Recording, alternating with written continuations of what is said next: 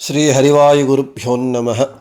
ओं वंदे विष्णुं नमामि श्रियमथ च भुवं ब्रह्मवायु च वंदे गायत्रीं भारतीं तामपि गरुडमनन्तं भजे रुद्रदेवं देवीं वंदे सुपर्णीमहिपतिदयितां वारुणीमप्युमां ताम् इंद्रादीन् काममुख्यानपि सकलसुरान् तद्गुरून्मद्गुरूंश्च अभ्रमं भङ्गरहितम् अजडं विमलं सदा आनन्दतीर्थमतुलं भजे तापत्रयापहं जलज्येष्ठनिभाकारं जगदीशपदाश्रयं जगतीतलविख्यातं जगन्नाथगुरुं भजे। पृथ्वीमण्डलमध्यस्थाः पूर्णबोधमतानुगाः वैष्णवाः विष्णुहृदयाः तान् नमस्ये गुरून् मम। आपादमौलिपर्यन्तं गुरूणामाकृतिं स्मरेत् तेन विघ्नाः प्रणश्यन्ति सिद्ध्यन्ति च मनोरथाः। श्रीगुरुभ्यो नमः। हरिः ओम्। प्रसन्नशूरमाधवकराब्जोत्थान् यतीश्वरान् वीररामरतान् वन्दे विद्यासागरमाधवान्। हरिकथामृतसार गुरुಗಳ ಕರುಣದಿಂದ ಆಪನಿತು ಪೇಳುವೆ ಪರಮ ಭಗವದ್ಭಕ್ತರಿದನಾದರದಿ ಕೇಳುವುದು ಶ್ರೀರಮಣಿಕರ ಕಮಲ ಪೂಜಿತ ಚಾರು ಚರಣ ಸರೋಜ ಬ್ರಹ್ಮ समीरवाणी फणीन्द्रवीन्द्र भवेन्द्र मुख विनुता नीरज भवांडोदय स्थिति कारणने कैवल्यदायक नारसिंहने नमिपे करुणि पुदಮಗೆ मंगलवा। श्री तरुणि वल्लभन परम विभूति रूप कंड कंडल्लीतरदि चिंतिसुत मनदली नोडु संभ्रमदि नीत साधारण विशेष सजाति नैजाहितवु सजाति विजाति खंडाखंड बಗೆಗಳ ನರಿತು ಬುಧರಿಂದ। నిన్నటి రోజున మన హరికథామృత సారము పాఠంలో మనము 22వ పద్యాన్ని చెప్పుకున్నాం.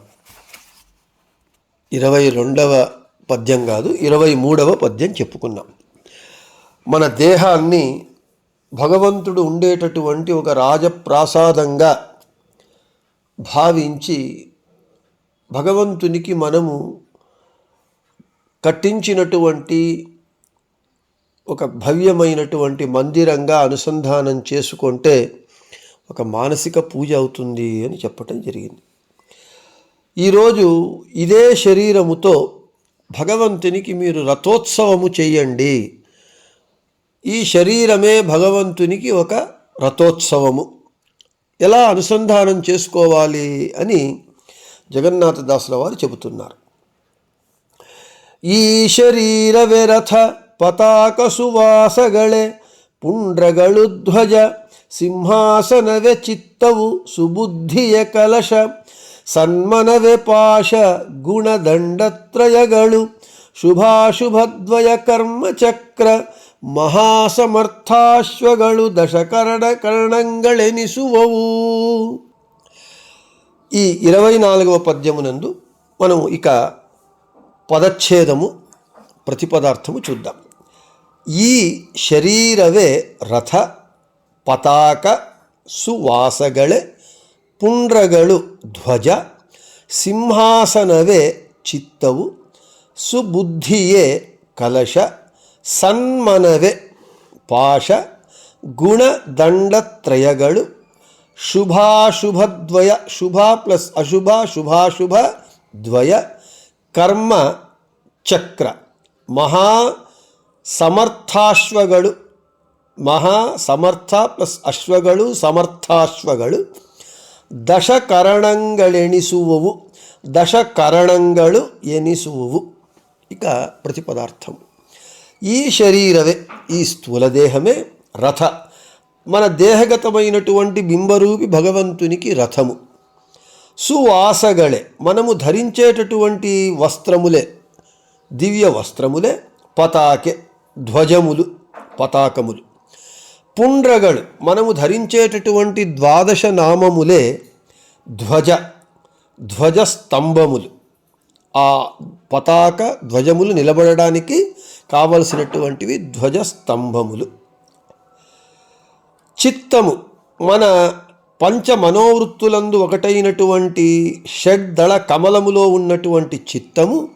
సింహాసనము మనలో ఉన్నటువంటి బింబరూపి భగవంతునికి సింహాసనము. సుబుద్ధియే మంచి బుద్ధి, సద్బుద్ధియే కలశ, ఈ రథానికి ఉన్నటువంటి కలశము. సన్మనవే మంచి విషయములను ఆలోచించేటటువంటి మనస్సు పాశ, ఈ అశ్వములను నియంత్రించేటటువంటి రథానికి ఉన్నటువంటి అశ్వములను గుర్రాలను నియంత్రించేటటువంటి కళ్ళెములు. గుణ మనలో ఉన్నటువంటి త్రిగుణములు సత్వరజస్తమో గుణములు, ఇవే దండత్రయగలు. అశ్వములను గుర్రములను నియంత్రించేటటువంటి చర్నాకోలు. శుభాశుభద్వయ కర్మ, శుభ అశుభ కర్మలు 2, పాపము మరియు పుణ్యకర్మలు. చక్ర ఈ రథానికి ఉన్నటువంటి 2 చక్రములు. దశకరణంగలు మనలో ఉన్నటువంటి 10 ఇంద్రియములు, 5 జ్ఞానేంద్రియములు, 5 కర్మేంద్రియములు.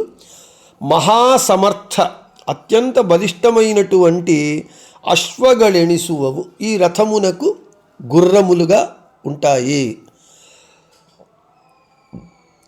ఇక తాత్పర్యం, ఈ శరీర దేహగత బింబరూపి, ఈ శరీరమే దేహము, శరీరము దేహం, ఈ దేహగత బింబరూపి భగవంతునికి రథము. మనము ధరించేటటువంటి వస్త్రాలు ఉన్నాయి కదా, అవి ఈ రథము యొక్క ధ్వజములు. మనము నిత్యము ధరించేటటువంటి 12 నామములే రథము యొక్క ధ్వజస్తంభాలు. షడ్దళయుక్తమైనటువంటి కమలమునందు ఉండేటటువంటి చిత్తము మన బింబరూపి భగవంతునికి సింహాసనం. ఆ సింహాసనంలో స్వామి కూర్చుంటాడు. మంచి బుద్ధి ఏమున్నది మనకు, అది రథము యొక్క కలశం. మంచి విషయాలు ఆలోచించేటటువంటి మనస్సు ఈ రథము యొక్క అశ్వాలను నియంత్రించేటటువంటి కళ్ళెములు. త్రిగుణములైనటువంటి సత్వరజస్తమో గుణములే ఆ అశ్వాలను నియంత్రించేటటువంటి చర్నాకోలు. మనము చేయు పాపపుణ్య కర్మలే ఈ రథానికి 2 చక్రాలు.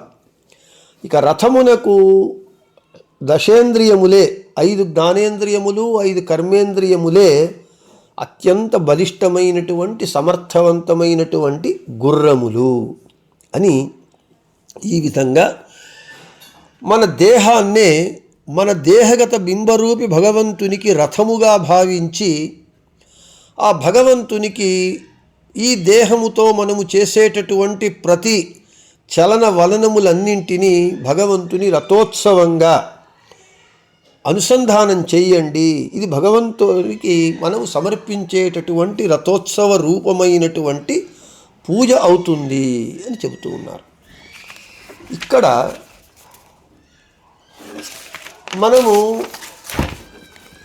జీవులలో 2 రకాలు, స్థావర జీవులు, జంగమ జీవులు.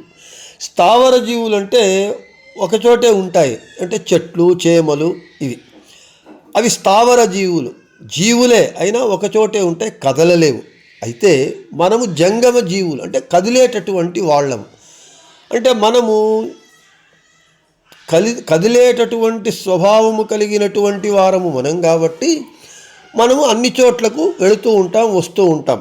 కాబట్టి భగవంతుని రథము మనకు వస్తుంది.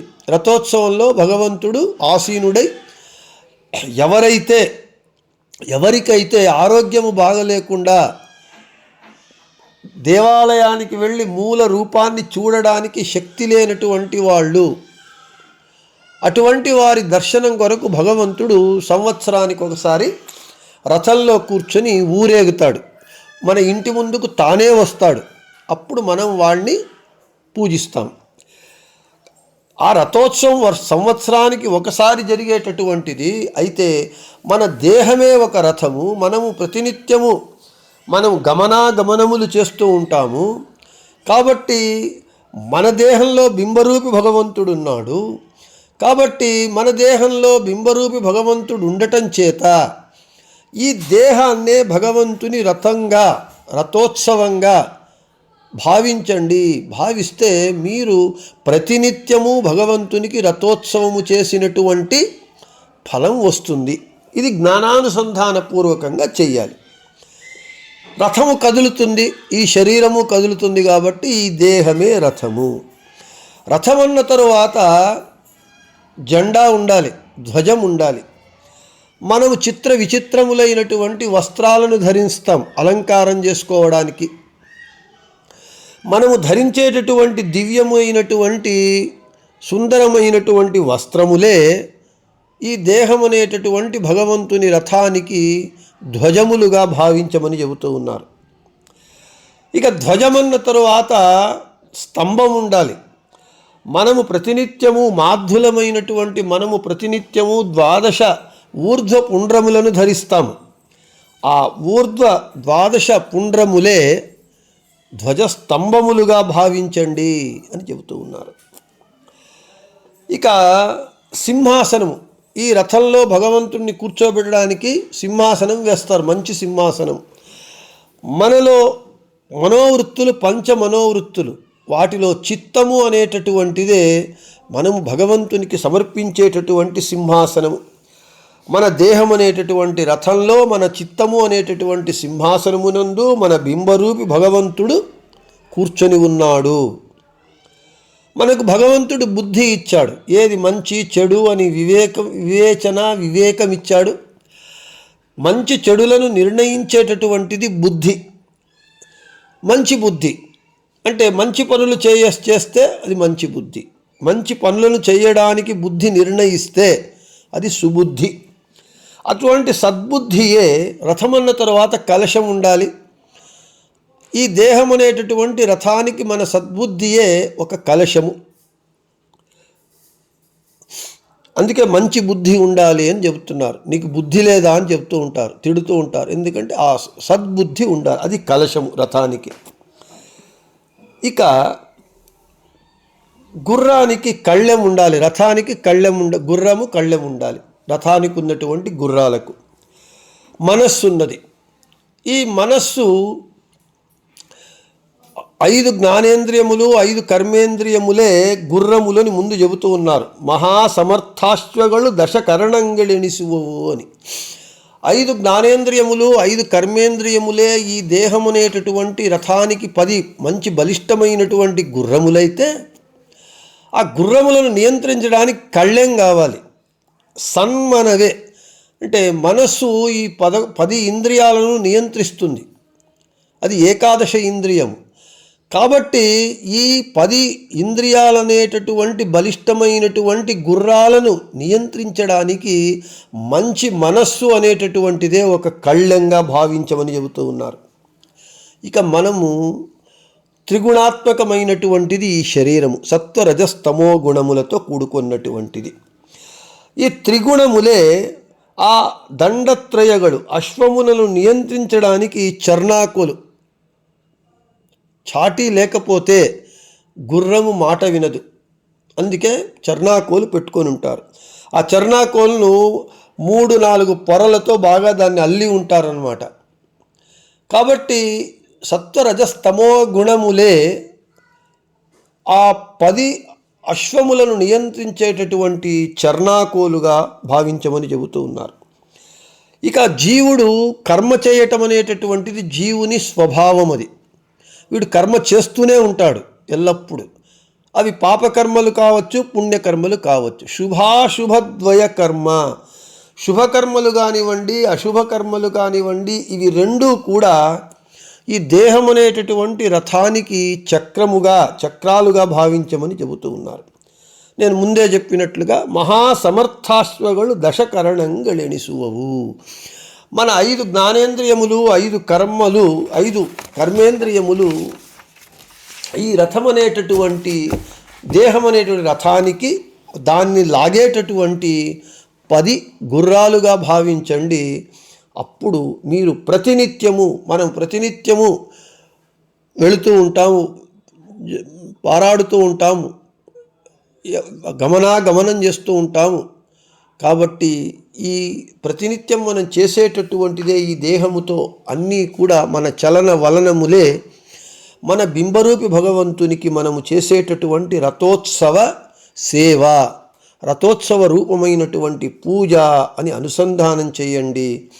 దాని యొక్క ఫలము మీకు వస్తుంది, భగవంతుడు అనుగ్రహిస్తాడు అని చెబుతూ, నేను ఎన్నో మార్లు చెప్పినట్లుగా హరికథామృత సారము అనంటే మధ్వ సిద్ధాంత సారభూతమైనటువంటిది. It is an encyclopedia of Madhva philosophy. Harikathamrita Sara అంటే వేదములు, ఉపనిషత్తులు, పురాణములు, భాగవతము, 18 పురాణములు, భారతము, అన్ని గ్రంథాల యొక్క సారభూతమైనటువంటి, ఇట్ ఈస్ ఎ క్యాప్సూల్ అని చెప్పినాను. అదే చెబుతూ ఉన్నారు. ఇది ఎక్కడ చెప్పబడింది? మన దేహాన్ని రథంగా భావించి భగవంతునికి రథోత్సవ సేవ అని భావించమని ఎక్కడ చెప్పబడింది అని అంటే, చతుర్థ స్కందం భాగవతంలో 18వ శ్లోకం చెబుతూ ఉన్నది. దేహో రథస్త్రింద్రియాశ్వ సంవత్సర వయోగతి బుద్ధినూతో హృన్నీడో ద్వంద్వ కూబర అనేది ఆ భాగవతం 4వ స్కందం 18వ శ్లోకం ఇదే విషయాన్నే చెబుతూ ఉన్నది. ఏష ఏవ దేవరథ అని శృతి చెబుతూ ఉన్నది. దేహమే దేవరథము అని. ఇదం శరీరం శ్రీ విష్ణురథమిన్యను చింతయే హృషీకాణి నయాశ్చింత్య అనేది ప్రకాశ సంహిత చెబుతూ ఉన్నది. ఈ వాక్యముల యొక్క సారాన్నే, ఈ ప్రమాణములలో చెప్పినటువంటి విషయాన్నే జగన్నాథదాసుల వారు మనకు ఇక్కడ స్పష్టంగా చెబుతూ ఉన్నారు. కాబట్టి మనము ప్రతినిత్యము ఈ దేహముతో అన్ని పనులను చేస్తూ ఉన్నాం. మనం పోతూ ఇంట బయట తిరుగుతూ ఉంటాం. మనం ఇవన్నీ కూడా మన హృదయ కమలంలో ఉన్నటువంటి బింబరూపి భగవంతునికి రథోత్సవ సేవ. మనకు డబ్బులు లేదు రథోత్సవ సేవ కట్టడానికి, తిరుపతిలో కానీ మంత్రాలయంలో కానీ ఎక్కడైనా కానీ. కాబట్టి భగవంతునికి మనము రథోత్సవ సేవ చేయాలి అనంటే ప్రతినిత్యము మనము చేసేటటువంటి ఈ దేహముతో చేసేటటువంటి చలన వలనములే మన హృదయ కమల బింబరూపి భగవంతునికి రథోత్సవ సేవ అని భావించినప్పుడు భగవంతుడు దానిని స్వీకరిస్తాడు, మనలను అనుగ్రహిస్తాడు. చెయ్యవలసినదంతా జ్ఞానానుసంధాన పూర్వకంగా చెయ్యాలి. అప్పుడు మనకు ఈ పుణ్యం లభిస్తుంది అని చెబుతూ ఈ పద్యాన్ని ఈరోజుతో ముగిస్తూ, రేపు మాతరిశ్వను దేహ రథదుడు సూతనాగిహ సర్వకాలది అని ఇంకా ఈ దేహాన్నే ఒక రథంగా అనుసంధానం చేయడానికి ఇంకా కొన్ని విషయాలను 25వ పద్యంలో చెబుతూ ఉన్నారు. వాటిని రేపు చెప్పుకుందామని చెబుతూ శ్రీకృష్ణార్పణమస్తు, మధ్యేశార్పణమస్తు. అందరికీ శుభమస్తు.